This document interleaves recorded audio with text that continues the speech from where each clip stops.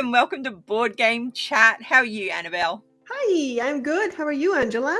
I'm good. I will apologise if that pump that's outside pumping water, because we're in a flood at the moment, is coming through on the mic.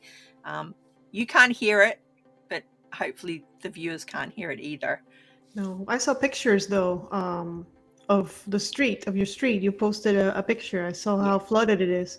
But you guys are okay, Oh, we're fine, yeah. Just other people suffering, sadly. unfortunately. Yeah. Anyway, happier things. Board games. Yes. Games. Oh. How's what is our topic for today? What are we going to talk about today? So our topic for today is small box games. Ooh, okay. Small box games. You got this.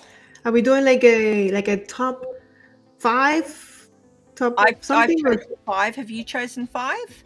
I've chosen 5, but have you put them in a specific order or? I haven't put them in order. No, I never even thought of that. Have you? Okay. Yes, I did. Oh, okay. I could probably quickly do it. Okay. Yeah. Sure. So do you want to go first with your first one? I'll go first while you put yours in order. All right. So I kind of put them in order. I also have some honorable mentions. I guess we'll do those later. But my game at the top, number 5 is called Alhambra, and yeah, you know this game? Yeah. It's a Euro game. It is, I would say it's light to medium. It's really simple to play, really. On your turn, you have 2 choices. You can draft the money that's on the table that is different colors, or you can buy a building with the money that you have in your hands. Simple as that. But there's so much more, because then you have to take that building and place it in your game area, and there's some specific rules because there's walls, and you're also trying to have the most buildings of the same color, and different colors have different points. So for example, I think the white is really high on points, so if you have more whites than your opponents, you'll make more points. So it's a lot more complicated, but turns are so simple, and that's what I really like about Alhambra. That's what I like about it as well, to be honest. And it's pretty as well. I've actually got Alhambra, Alhambra, the big box, and some other versions as well, I think. Yeah. I only have the one, and I haven't played it in so long. But it's one of those where it's still like, oh wow, I remember having so much fun, and like you said, it's so pretty. And there's so much more to it than when you first explain it to someone and they're like, oh, I got this. Either I got money or no, it's more than that. Yes, definitely. That's a great pick. I love it. Good. Perfect. Started right. Did you figure out your order? I haven't, but I'll just kick on. So my first one's this little tiny one here, Jaipur. And it's just a super easy little card game. It appears on everybody's small box lists, and the reason for that is it's easy to learn, easy to play, and it's beautiful as well. I think it just had a reprint. This is the old version, and the reprint's even nicer than this one. So, and it's 2-player only as well. Okay, that's important. What is it about? So you're sort of a merchant, and you're collecting these cards. So it's set collection, hand management, and drafting from the market. I haven't played it for ages, to be honest, but yeah, so you're collecting certain things to make money, to make points, and then the person with the most points is the winner, as with most things. I just heard a lot of mechanics for such a small box. Oh, it's pretty easy. You've got your market on the table, and you're just drafting cards into your hand and then keeping them or selling them on. Yeah. Okay. Yeah. Cool. Awesome. I love it. Yeah. Hi. So, for my number 4, I have picked one of the Tiny Epic games, because those are tiny. So my favorite so far is Tiny Epic Galaxies. In Tiny Epic Galaxies, you are rolling, and it's kind of like once you roll, that's the actions that you can take. Of course, you have some rerolls, and it's weird because I usually do not like games that are themed in space, which is really weird. if you see Yeah. my love for Star Wars, I don't know how that happens. But I usually don't enjoy if it's something that's space related. I move along. Move along. This kind of so, but Tiny Epic Galaxies is just the simplicity of you roll, you kind of do your movement. But I love the one thing that I really enjoy about Tiny Epic Galaxies is that your opponents are very they have to be in the game because they can copy your actions. So it's not a solitary game where you just do your thing, okay, next player, okay, you go. No, you have to be paying attention to what the active player is doing because you can follow them and you can do the same action. And that keeps the game really engaging. Everybody can, take part of what you are doing during your turn. So I love it. Now, I gotta say that this is my pick, but I understand that there is a Tiny Epic dungeon that is coming out soon. I believe in March, very very soon. And if you guys know my favorite types of game, dungeon crawlers. So I already pre-ordered it because it doesn't matter. I need this game in my collection. I saw it; it looks beautiful. So for now, because it's not out, I have chosen Tiny Epic Galaxies. But Tiny Epic Dungeon will probably push this one out of the list. Yeah. Oh, I need to ask, what is your dog's name? Oh, this is Clementine. Oh, Hi, Clementine. I think I knew that actually. Adorable. Oh, thank you. She's looking straight at the camera, like, oh, what's up? Hi, everybody. Yeah. Yeah. So getting back to Tiny Epic, I did have a few of them. I've never owned the Galaxy one, but I ended up selling them all. The only one I've got left is it Tiny Epic Quest, the one that's like Zelda? That's the only one that I've got left. Okay. But my son-in-law owns everything for the Tiny Epic. The player mats, the special bag, every single version of everything. So I can borrow them off him if I need to. You can always play them. I love how portable they are, and that I like big games. So I always, when I go out and on a travel or whatever, I always need something small. So this list right here is the games that I keep because I need to have something portable. Yeah, fair enough. All right. My next one, they're not in order. I'm just pulling them off the list now.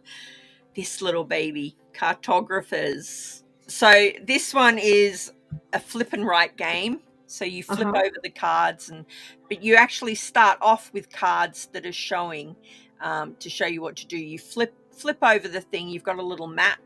I'm terrible at explaining games. I've just realized. No, you're not. I understand. You flip a card and then... Yep, you've got your piece of paper, which is a map. You flip over the card, and then you have to fill out the map dependent on what is on that card. So usually a polyomino shape. Okay. And and the different seasons that you're playing in will dictate what is going to score you. So you might have to surround a temple or a mountain with water, or you might have to surround it with something else, depending on what's on the cards that are on show. So you're trying to place your things on the... when I say place, you actually draw onto the map because you're a cartographer. And you end up with this beautiful thing at the end because you've drawn all the different little landscapes and things onto your map. So it's not like just numbers or anything. You end up with a cool thing as well. Some people color it in and it looks amazing. Okay. Yeah. You don't happen to have one that you've already played in there, do you? You know what? I don't know. Let's have a look. Let's check. Because I would love to see what the final project, the final game looks like. There is. There is. Cool. Okay. Here. Oh, look at that. That's pretty cool. So once it's all filled in, that's terrible, isn't it? There's monsters in it as well. Sometimes a monster will come out. I think it's one per deck that you set up, and you have to deal with them. I think I could totally. I love that it's thematic. Like you're a cartographer, so you're drawing, and you're very very cool. Artwork as well, by the way, is lovely for what it is, because it's from Thunderworks Games, so it's actually tied into the role player universe. Yeah, Cartographers. I love it. Love it. Great game. Very cool. I know that earlier you apologized for if we could hear, what was it, the The pump. The pipe. Yeah. So now I need to apologize because there's some guitar in the back. Oh, So if hopefully it goes with the and that brings me to a question for you, Angela. What is your hidden talent? Something that you do that maybe some people might know, but some people in the channel might not know that something that you do that maybe other people can't do. Okay, well, if you go onto my website, Mhm. I've got a lot of arty things on there. I don't consider myself an artist. Other people tell me that I am, but yeah, so prop building and just making weird things, 3D printing things, and Nerf modding is something that I used to do that I don't do anymore. Okay. Well, I don't even know how to 3D print things, so and I looked into it and it looks so complicated. I was about to buy a 3D printer and then I started trying to figure out how to do it and I'm like, what? I need to know how hot this thing's gotta be? No, I'm not doing that. Oh, So, most printers now will set it up for you. Pretty oh, really? easy, yeah. Cool. Well, for me, it's music. I have a YouTube channel where we do music, and right now we're working on an original song. I play the keys, and we have a band called Magic Avenue. You can check out the YouTube. You can check out what we do. Yeah, it's actually something that some people might know in my channel, but some people might not know. They just see me playing games. They never see me in front of a keyboard. So Yeah. there we go. Very impressive, I have to say. I don't play any kind of musical thing. I've got no musical talent whatsoever. So when I see someone else being able to do something like that, I'm like amazed. Well, yeah, and I have no artistic talent. So and now that I'm trying to finally get into it and paint my miniatures, and oh my goodness, now I really appreciate the artist, the artistic value of other people. You know, like when I see a really nicely painted, I'm like, wow. Like today I saw one that blew my mind. Now you can appreciate it. So yeah, of course, I understand. But you know, we cannot all do the same thing, right? Because that would be very boring. We all have to have a different talent. And that brings me to game number 3 on my list, which is, I believe it's a kind of like a new game. It's called Dungeon Mayhem. And have you heard of it? No, I don't think so anyway. So Dungeon Mayhem is a really quick game. It's pretty much a filler game, I would say, because it lasts from 10 to 15 minutes, really fast. It's a card game, and it's really crazy. It's very asymmetrical, so you have different decks. Every character has different abilities that they can use, but basically they have some basic abilities that they all can do, like attack and defend and whatever. But then there's some rule changing stuff that they all have. Like there's this one guy, he's a wizard, I think, and he has this ability on one of his cards that if you get it at the right time, it says flip your HP with somebody else's HP, and then you turn the game around and you were losing and now you're winning. Really crazy, really fun. There's a bunch of expansions out there, I believe, adding more characters, because this game can go anywhere, just because how fast, how quick, and how fun it is to play. Like all you have to do, it's kind of like Magic the Gathering. You're going from 10 HP to 0. You're just trying to defeat your opponent with cards, playing one card every turn. That's it. And you're picking a card, you're dropping a card. It's a fun one. I do recommend you checking it out. You might like it. I think you might. Yeah. It sounds good as well. How's the artwork? That's always a draw for me. Has it got like really cool artwork on it, or is it more like just strategy? It's kind of like, how can I even, comic. Oh, okay. It's supposed to be, like yeah, it's supposed to be really light, really, it's just a joke. Like I had a character, I only have one, but I went to a convention recently and they had a different character, so I tried it out because I wanted to see, oh, what else is there. And I was playing with this character that was a piece of furniture. He was like a table or something. It's supposed to be funny. So it's not supposed. It's just that kind of like, I'm killing you, you're killing me. It's really fast, and I've enjoyed it. I really have. For a light, fast kind of game, it will be my go-to. Oh, it sounds good. I'll definitely check it out. Dungeon Mayhem. It's mayhem. It really is. Sounds like mayhem. Righto. My next one. Mm-hmm. This is an older game. When was this made? I don't know, blueprints. I don't know if you can still get it, but Okay. I've hung on to mine, so you can see on the back here. You're basically building buildings, but you're building them out of dice, and it's Okay. another it's a bag drawing thing where you have your blueprint, so you've got your card with your blueprint on it, and it will show the dice in a certain shape, so like a 3D polyomino style shape.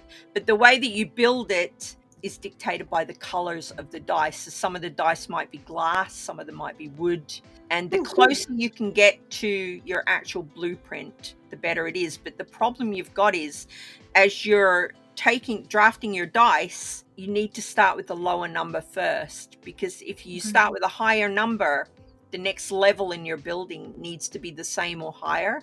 So if you start your basement with a 6, you're in trouble, because you need to get 6s to build up from there. So it's super basic to play, but it's just a lot of fun. You can take it to a cafe as well. It doesn't take up that much space when you're playing it. I like it. I really like it. I was going to ask about the peeps, the dice, like, does it have peeps? And now I totally understand. So, Yeah, so see, you did a great explanation. that was perfect. I totally get it. Oh, I mean, like, I was like, what about? And then you answer my question. I'm like, perfect. Okay, now I can picture it in my head, and it probably looks really cute once you finish playing. Yeah, it's a good one. Really, I liked it the first time I played it, and my wife liked it as well, which is unusual. So yeah, we would take it to a cafe. What I'm picturing is, I remember I used to go to Panera.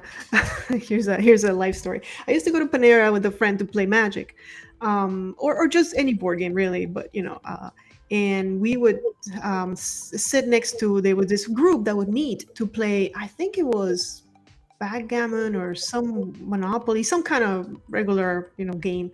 And sometimes we would bring these cool games, and they would look like, they wouldn't ask, but they would look like, what are these people playing? Like, we'd have like Santorini or something like that, and it would look really cool. I bet this dice game would really blow their minds. You know what? It's hilarious that you've said that, because when we have taken it to our local coffee shop where we used to go, people would ask what it was. Yeah. You see? Because it looks nice when you're doing it as well, because you're sort of building it up, and people don't see you using dice in that way either. They see you rolling dice. So they're like, what are you doing? Yeah. I like it. It's pretty. I like the whole idea behind it. Very cool. Good choice. All right. So moving to my number 2. I'm not going to get into this one really deep, because it's a game that I've already talked about in another one of our chats. It's Shadow Rift. And Shadow Rift is smallpox. Basically, you are trying to save a city by fighting monsters, but also building walls to protect your city. And I already talked about it extensively, so just go back and check it. And also, I did record a run through of it, so I'm going to be putting that on my channel soon. I just have too many to be, but it's coming. It's already recorded, so you're gonna have a chance to see it, a whole playthrough of it. So that's Shadow Rift. Oh, cool. Yeah, I remember you talked about that one, because I asked if the theme could have been redone as zombies. I think that was the one. Yeah. Right, exactly. Right. My next one is this one. You probably recognize it. Biblios. Yeah, it's another one that uses colored dice, but you're only using the dice as the market. So what you're trying to do is, you're the head of a monastery, and you're trying to make like the best library type thing. So you've got your market in, I'll probably put pictures up anyway, but you've got your little market, and these dice can be altered depending on what cards you get. So you can change the stock, as it were, of certain things. So if you're collecting I think it's called pigment, you will want the blue die to be higher, because then the cards in your hand are going to be worth more. Yeah. And I've also it came out with this one recently, which is a roll and write type version, but I haven't actually played it yet. But I'm looking forward to it, because I do like this one. Right. This one. Yeah. And it looks completely different as well. So we'll see how that one goes. Okay. Well, keep us posted on the roll and write, because That sounds really cool too. Yeah. Yeah, I've heard of Biblios. I've seen Yeah. it. I've seen it play through. It looks pretty. Oh, it's so pretty. Pretty Yeah. game. And Yeah. easy as well. Even though Mhm. I'm, as I say, terrible at explaining games, I don't really need to explain them because I think every game I've chosen, other than Blueprints, is like a fairly well-known thing. So there'll be hundreds of playthroughs of Biblios if people look it Well, up. I still have to disagree with that. And you know what? It's funny because I always thought that I was terrible at explaining games. Oh, I'm not. I don't have a lot of friends that play games, so I'm usually the one explaining. And a lot of times I felt like I wasn't really getting the message across. And I never blamed the people, I always blame myself. And then I started a YouTube channel. And I play games and I explain them, and I've gotten so much feedback about How well you explain them. right. I didn't think I was. So Dude. I think you were suffering from whatever I was suffering. So eventually you will be cured. You are doing a great job explaining so far. I've understood every single game you've explained. So sorry about somebody must be here. The dogs are going crazy. How many dogs have you got? It sounds like more than one. This is my idea of the drum roll because we're going to number 1. The doggy drum roll. Yeah, I don't need drum roll. I got dogs barking. All right. So for my number 1, I gotta say, I will tell you which one my number 1 is, but I did not know if this other one that I did not put as my number 1, if I could have put it, and if it was cheating if I did. So I'm gonna mention it first because it would have been my number 1 if it wasn't cheating. Small box, really small box, deck of cards, Magic the Gathering. That's fine. Yeah, I think that'll Okay. do. Yeah. Okay, fine. So that, yes, definitely that would be my go-to game wherever I'm traveling, wherever I need something small. It's just a deck, couple of tokens to mark things. Most replayability, most fun, quick game. If you have not ever played Magic the Gathering, what are you waiting for? Just get a deck and do it. Don't go crazy buying stuff because you'll never stop. But you just need one deck. Yeah, I've got a story for you about that. So I've got this friend, she lives in another state, and she's got a Magic collection. And she's in her mid-70s now. I can't imagine how many cards it is, but she said to me, you can have my Magic collection, but it's getting it to you that's the problem. I'll need to hire a van. Wow. That's how many. I can't even begin to explain. When I went into her games room years ago, and she said, this is my Magic collection, it was just this shelf, floor to ceiling, of white boxes, and the boxes themselves were probably this long, and they were placed that way. Yep. And it was just, I mean, thousands of cards. Yeah. She just loved it. Yeah. I get it. I have a few of those white boxes, but I try to control myself because I know it's never ending. But I play it online, so it's more controlled, So. But Magic the Gathering. But I didn't put that one on number 1 because I didn't know if it was cheating, because it's not really is it really a board game? It's more like a card game. So my number 1 spot goes to Super Motherload, which is a small box. It's a board game. If you've never played that, it's a mining game in a way. It's you are mining with, what is the name of this? I don't speak English. Tetris kind of polyomino thing. Tetris those pieces. Every time I say that word, I'm just going to point at you. poly Tetris things. So you're using those to kind of dig and get treasure or resources, jewels, pretty much. But it's also you're buying cards, and with those jewels, so you get a better hand every time, because it's hard to explain. I'm having a hard time explaining it, but very much. No, I get what you're saying. Okay. Yeah, So you mine for the gems, and then you spend the gems to get a better hand, and then you mine for more gems. Is that what? That's exactly what it is. And then at the end, the cards in your hand, the cards that you've been buying, give you points. And also there's objectives throughout the game. For example, mine a tunnel that's 4 long, so you will need to also do that, plus whatever cards you're getting, and you get points and you win. Fun little game. Every time I play it is different, even though it's like I think 4 boards that you can use double-sided, so it gives you a replayability like that. But the cards you're going to be getting in your hands are different, and the different characters have a little bit of a flavor to them. They're not completely different, but they have a little bit of flavor. Some can do different kind of cool things. So I love that game. So if Magic is cheating, then Super Motherlode is the one I choose. Okay, I'm looking forward to looking that one up. And when you are getting the gems, do you actually get gems? Like, does it come with little gems, or is it? Yeah, but they're cardboard. They're all cardboard. Okay. Yeah. I'm a sucker for gems. That's why I've asked. If there's gems in a game, I'm immediately like, woo.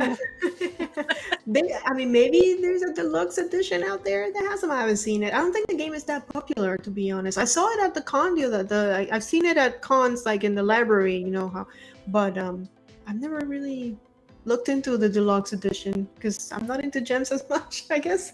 Yeah. All right. But it's a fun one.